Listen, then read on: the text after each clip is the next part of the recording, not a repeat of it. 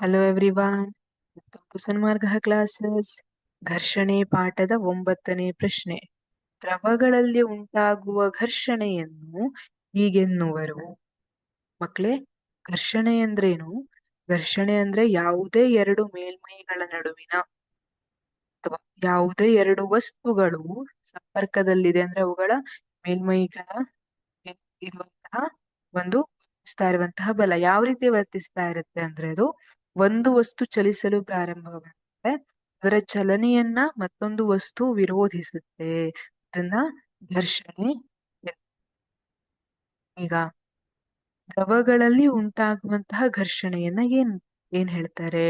ದ್ರವಗಳಲ್ಲಿ ಎಣ್ಣೆ ಇರಬಹುದು, ನೀರಿರಬಹುದು, ಇವುಗಳಲ್ಲೆಲ್ಲ ಉಂಟಾಗುವ ಘರ್ಷಣೆ ಏನ್ ಹೇಳ್ತಾರೆ? ಆಪ್ಷನ್ ಎ ಬಲ. ಇಲ್ಲ, ಬಲ ತಪ್ಪಾದ ಉತ್ತರ. ದ್ರವಗಳಲ್ಲಿ ಉಂಟಾಗುವ ಘರ್ಷಣೆಯನ್ನ ಬಲ ಅಂತ ಹೇಳೋದಿಲ್ಲ. ಬಲ ಅಂದ್ರೇನು? ನಾವು ವೈಜ್ಞಾನಿಕವಾಗಿ ಬಲವನ್ನು ಎಳೆಯುವಿಕೆ ಅಥವಾ ತಳ್ಳುವಿಕೆಯನ್ನ ಬಲ ಅಂತ ಹೇಳ್ತೀವಿ. ನಾವು ದ್ರವಗಳಲ್ಲಿ ಉಂಟಾಗುವ ಘರ್ಷಣೆಯನ್ನ ಪರ್ಟಿಕ್ಯುಲರ್ ಆಗಿ ಬಲ ಅಂತ ಹೇಳಿಕ್ ಬರೋದಿಲ್ಲ. ಅಲ್ಲೂ ಒಂದು ಬಲ ವರ್ತಿಸ್ತಾ ಇದ್ರು ನಾವ್ ಅದಕ್ಕೆ ಬಲ ಅಂತ ಹೆಸರನ್ನ ಕೊಟ್ಟಿರೋದಿಲ್ಲ. ಒತ್ತಡ ಅಂದ್ರೆ ಏನು? ಇದು ತಪ್ಪಾದ ಉತ್ತರ. ಒತ್ತಡವನ್ನ ನಾವು ಹೇಗ್ ಬರಿತೀವಿ?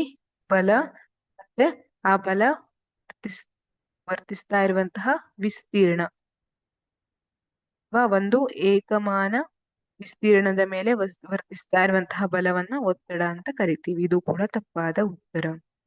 ಎಳೆತ.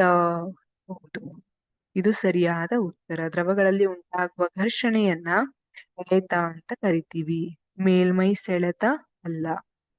ಹಾಗಾಗಿ ಸರಿಯಾದ ಉತ್ತರ ಆಪ್ಷನ್ ಸಿ, ಎಳೆತ. Thank you.